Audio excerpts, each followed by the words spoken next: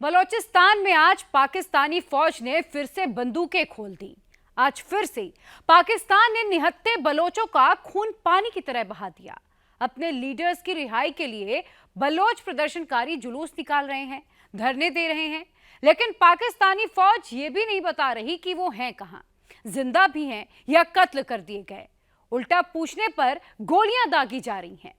लेकिन इन हैवानियत के बीच कुछ ऐसा हो गया जिसका पाकिस्तान को सबसे ज्यादा खौफ था। मौत के चंगुल में फंसे बलोचों की मदद के लिए कौन पहुंच गया, कहां पहुंच गया, सब कुछ देखिए हमारे इस खास रिपोर्ट में। बलोचों की मदद के लिए भारत के हेलीकॉप्टर अरब सागर पर मंडराने लगे। बलोचों की मदद के लिए इंडियन नेवी का शिप अरब सागर में उतर गया। आईएनएस त्रिकंड समंदर में उतरा तो बलोचिस्तान तालियों से गूंज उठा। मैं उन्हें सैल्यूट पेश करती हूँ। एक गैर मुस्लिम है, एक हिंदू है। हमारे लिए खामोश रहना कौमी खुदकुशी के मुतरादिफ है। बलोचिस्तान में इंडियन आर्मी क्यों ट्रेंडिंग है? अगर इंडियन आर्मी यहां पे आएगी ना, उसके आगे मारंग खड़े होकर इस तरह जुलूस निकाले। इंडिया एक डिप्लोमेटिक गेम खेल रहा है जिस वजह से वो चाह रहे हैं कि बलोचिस्तान पाकिस्तान से अलग हो जाए। उनको मिसगाइड कर रहा है, उनके दिमागों से खेल रहा है और उनको ये बताना चाह रहा है कि वो पाकिस्तान का हिस्सा नहीं है।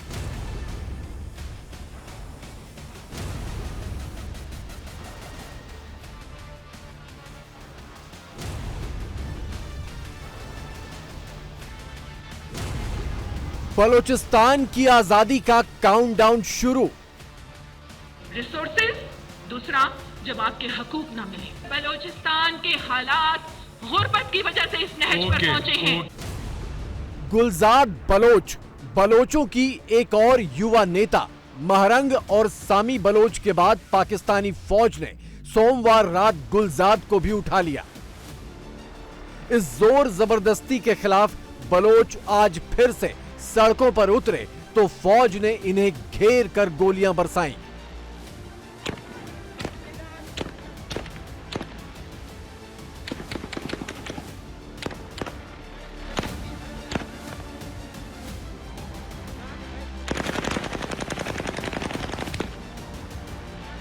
बलोचिस्तान में पाकिस्तानी फौज के जुल्म और जबरदस्ती का दौर पूरे चरम पर पहुंच चुका है।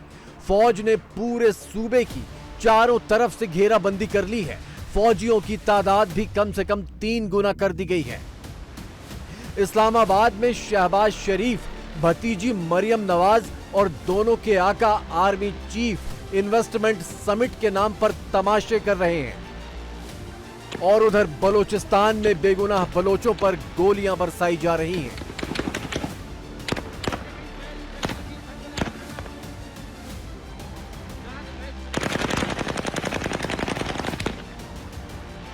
यह है बलोचिस्तान की विधायक फराह अजीम शाह। चंद रोज पहले रमजान के महीने में इन्होंने बलोचों की आवाज असेंबली में उठाने की कोशिश की थी। देखिए क्या हुआ। मैडम, आप इल्जाम तराशियां कर रही है। आप इल्जाम तराशियां कर रही है लोगों को। तराशी मैं किसी पे नहीं कर रही, मैं हकीकत। माइक बंद करें मैडम की, माइक बंद करें। मैं आपसे कह रहा हूँ, गुजारिश कर रहा हूँ कि आप सुने। अफ्तारी के लिए हमने जाना है, सबने सीएम साहब ने स्पीच करनी है। बलोचिस्तान जल रहा है। बलोच बेमौत मारे जा रहे हैं। बलोचों से जिंदगी का हक भी छीना जा रहा है। लेकिन फौज की कठपुतली बलोचिस्तान विधानसभा को सबसे बड़ी फिक्र थी इफ्तारी की।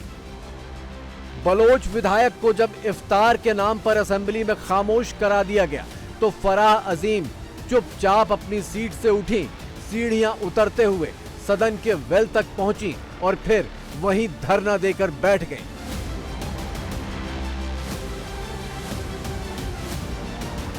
फराह अजीम बलोचिस्तान की जानी मानी विधायक हैं। बलोचों की आवाज असेंबली में उठाने के लिए मशहूर हैं। उनके धरने पर बैठने से बलोचिस्तान विधानसभा के ठेकेदार घबरा गए और बाकी विधायक उन्हें उठाने पहुंच गए। आखिरकार उन्हें बोलने का मौका देना ही पड़ा और जब मौका मिला तो इस महिला बलोच विधायक ने पाकिस्तान की बखियां उधेड़ दी। BLA, BLF, BRA, ये पहले नवाब सरदार इन सब तहरीकों को देख रहे थे। अब ये तहरीकें निकलकर एक आम गरीब बलोच के हाथों में चली गई हैं। ये पहाड़ों पर कौन लोग हैं? उस 19 साल के लड़के को कौन सा नजरिया आप समझाएंगे जिसको आप उसके हकूक नहीं दे रहे? मैं आप लोगों को बताती हूँ बलोचिस्तान की क्या मसाइल हैं। जनाब स्पीकर, हिस्ट्री उठाकर आप देख लें। 2 ऐसे इशू हैं कि जब आपकी लड़ाई होती है रिसोर्सेज, दूसरा जब आपके हकूक ना मिले। आप सबकी तरक्की हो रही है, एक गाड़ी से 10 गाड़ियां बन रही हैं, एक बंगले से 10 बंगले बन रहे हैं, आप सबके बच्चे बाहर मुल्कों में पढ़ रहे हैं, आपके इलाके इतने गुर्बत का शिकार क्यों हैं? जनाब स्पीकर, बलोचिस्तान के हालात गुर्बत की वजह से इस नहज पर पहुंचे हैं। बलोचिस्तान के हालात नाइंसाफी की वजह से इस नहज पे पहुंचे हैं। अगर आपके कलम के फैसले तब्दील हो जाते हैं किसी डर से, किसी खौफ से, तो चूड़ियां पहनकर अपने घरों में बैठ जाएं। आप भी बहुत कुरान और रसूल की बातें करते हैं, तो फिर आप भी अपनी जिम्मेदारी को समझें।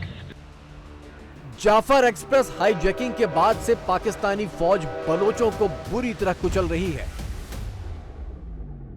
BLA लड़ाके तो उसके हाथ नहीं आए, लेकिन गरीब और निहत्थे बलोचों को जब चाहे जहां चाहे गोली मारकर पाकिस्तानी फौज अपनी बहादुरी की नुमाइश कर रही है। ये और बात है कि पाकिस्तानी फौज को इसकी भी कीमत चुकानी ही होगी। एक ऐसे वक्त में जब हमारे माओ बहनों की इज्जतें महफूज नहीं और हमारे वालिदैन को उनके नौजवान बेटों की लाशें पाकिस्तानी फोर्सेस की तरफ से तोहफे में मिल रही है और बलोच कौम के नौजवान खौफ के साए में ज़िंदगी बसर कर रहे हैं। यहाँ तक कि हमारे बच्चों को CTD के नाम से मावराए अदालत कत्ल किया जा रहा है, तो हमारे लिए खामोश रहना कौमी खुदकुशी के मुतरादिफ है। और जनरल असलम का ये कारवान मजीद ब्रिगेड का सिलसिला बलूचिस्तान की आज़ादी तक जारी रहेगा। बलोचिस्तान को अब आजादी से कम कुछ भी मंजूर नहीं है। तमाम बड़े नेता गिरफ्तार होकर जेलों में बंद हैं या गायब कर दिए गए हैं, फिर भी बलोच बच्चे और औरतें रोजाना सड़कों पर निकल रहे हैं अपने हक की आवाज बुलंद करने के लिए।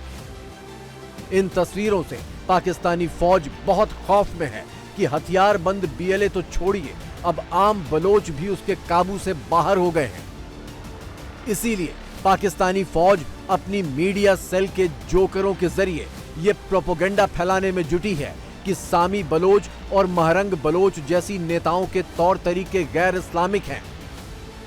बलोच महिलाओं को घसीटकर उनके कपड़े फाड़कर अरेस्ट करना तो जायज है, लेकिन बलोच महिलाओं का ये हकीकत बयां करना पाकिस्तानी फौज के गुर्गों के हिसाब से इस्लामी परंपरा के खिलाफ।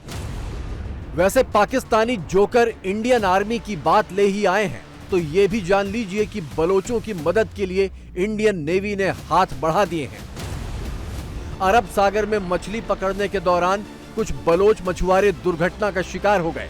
इनमें से 2 बलोचों को काफी चोटें आईं। इन्होंने मदद की कॉल भेजी थी। पाकिस्तान की तरफ से तो कोई मदद नहीं पहुंची, लेकिन इंडियन नेवी का जहाज INS त्रिकंड फौरन मदद के लिए पहुंच गया। नेवी की टीम ने बोट पर मौजूद जख्मी बलोचों को मेडिकल सहायता दी। करीब 3 घंटे तक बोट पर ही सर्जरी की गई और जख्मियों की जान बचा ली गई। बलोच इस मदद के लिए भारत का शुक्रिया कह रहे हैं, लेकिन ये भी पाकिस्तान से हजम नहीं हो रहा।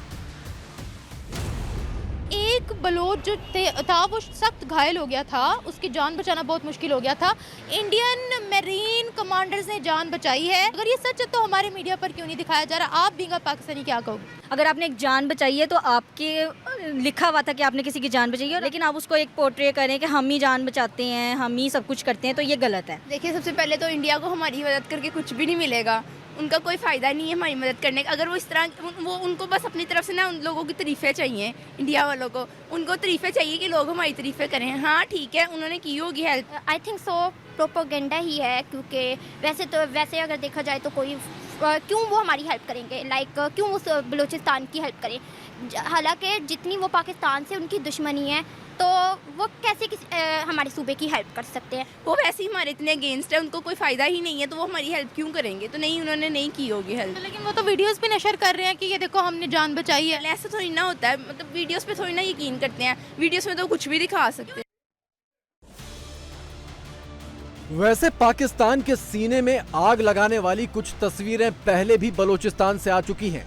2 हफ्ते पहले पाकिस्तान में ये वीडियो जमकर वायरल था, जिसमें 2 छोटी बच्चियां थीं। एक बच्ची के हाथ में भारत के तिरंगे से मिलता जुलता झंडा था, तो दूसरी के हाथ में बलूचिस्तान का झंडा। बलोचों को पाकिस्तान से ज्यादा भारत के झंडे से प्यार क्यों है, इसकी वजह समझने की बजाय पाकिस्तान को साजिशों वाली कहानियां ज्यादा लुभाती हैं। डेफिनेटली मुझे ऐसा लगता है कि सब में इंडिया का बहुत बड़ा हाथ है। वो डिस्क्रिमिनेशन फैलाना चाहते हैं। बलूचिस्तान में हमारे बहुत ज़्यादा ज़राए हैं, हमारी गैस वहाँ से आती है और बहुत से ज़्यादा मिनरल्स हैं जो हमें बलूचिस्तान प्रोवाइड करते हैं। इसलिए इंडिया एक डिप्लोमेटिक गेम खेल रहा है, जिस वजह से वो चाह रहे हैं कि बलूचिस्तान पाकिस्तान से अलग हो जाए। ऑल्दो बलोची हमारे बहन भाई हैं, वो हमारे पार्ट है कंट्री का, and we don't want that obviously. So I think India एक डिस्क्रिमिनेशन क्रिएट करना चाह रहा है और वो फ़िक्र वारिद क्रिएट करना चाह रहा है, उनको मिसगाइड कर रहा है, उनके दिमागों से खेल रहा है और उनको ये बताना चाह रहा है कि वो पाकिस्तान का हिस्सा नहीं है, ताकि वो उनके मिनरल्स या जो भी रिसोर्सेज हैं वो पाकिस्तान के रिमेनिंग एरियाज़ पे, फॉर एग्जांपल पंजाब पे इस्तेमाल ना हो। इंडिया कैसे मिसगाइड कर रहा है बलूचिस्तान को या बलोच लोगों को? हो सकता है वो लोगों के घर घर जाकर उनका ब्रेन वॉश कर रहे हो, हर घर जाकर ब्रेन वॉश कर रहे हो और पाकिस्तानी लोग उनके सुन रहे हो। प्रॉबेबली हो सकता है वो सुन रहे हो, क्योंकि जस्ट बिकॉज पाकिस्तानी लोग हैं या फिर बच्चे हैं 2 साल के। महरंग और बाकी बलोच नेताओं की रिहाई के लिए पाकिस्तान में ग्वादर से लेकर क्वेटा तक जुलूस निकल रहे हैं, धरने हो रहे हैं। औरतें, बच्चे, कोई पीछे नहीं है। लेकिन पाकिस्तानी फौज बलोचों की आवाज सुनने की बजाय गोलियों की आवाज पर ज्यादा यकीन रखती है। हालांकि जब पलड़ा कमजोर पड़ता है तो महज पत्थरों के दम पर फौज खदेड़ भी दी जाती है। पाकिस्तान की एक एक गोली के बदले बलूचिस्तान में पत्थर उठाए जा रहे हैं, लेकिन पाकिस्तान को मामले की नजाकत समझ नहीं आ रही। क्या पंजाब इस चीज को एक्सेप्ट कर रहा है बलूचिस्तान की? क्या हम इस तहरीक को एग्रेशन से क्रश कर सकते हैं या उनके मसले वाकई जेन्युइन है? पाकिस्तान में ये एक बहुत बड़ा वतीरा बन चुका है कि जो बंदा किसी भी हक के लिए आवाज़ उठाता है ना, किसी भी चीज़ के लिए, चाहे वो अपने लिए उठाता है चाहे किसी दूसरे के लिए उठाता है, तो वो कहता है कि इस बंदे की आवाज़ ही दबा दो। अच्छा, हाँ, आवाज़ ही दबा दो, ताकि एक बंदे की आवाज़ दबाएंगे ना तो 10 लोग जो है ना देखने वाले वो वैसे ही डर जाएंगे। इस बंदी ने ये बात करना स्टार्ट की थी कि जो हमारे मिसिंग पर्सन है उनका हमें कहीं ना कहीं से सुराग मिले, हमें पता बताया जाए आया कि वो जिंदा है या नहीं है। आपको नहीं लगता कि हमें 1971 से सबक सीखना चाहिए कि भाई इस तरफ नहीं जाना, अपनी आवाम को हमने क्रश नहीं करना? जवाब देने के लिए यही काफी है कि देखिए उनकी कितनी बड़ी कसीर तादाद वहाँ पे जब मारे को उन्होंने गिरफ्तार किया, वो लोग बाहर आ गए। बलोच भी मुसलमान हैं, पठान भी मुसलमान हैं और पाकिस्तान के पंजाबी भी मुसलमान हैं। इसके बावजूद इस्लामिक मुल्क होने का डंका पीटने वाले, कलमे के रिश्ते की दुहाई देने वाले पाकिस्तान में पठानों और बलोचों पर पंजाबी मुसलमानों ने जुल्मों की इंतहा पार कर दी है। बलोचिस्तान की संसद में पाकिस्तान को ये आईना दिखाया एक हिंदू विधायक दिनेश कुमार ने। मैं सैल्यूट पेश करती हूँ, धनेश सेनेटर साहब यहाँ पर बैठे हैं, मैं उन्हें सैल्यूट पेश करती हूँ।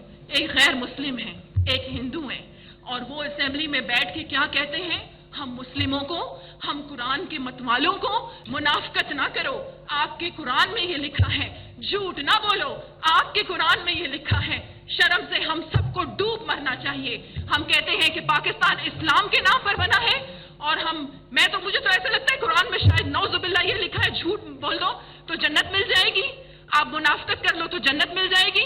क्यों बदल गए? इस दुनिया के लालच में बदल गए। आज बलूचिस्तान का जो ये हाल है,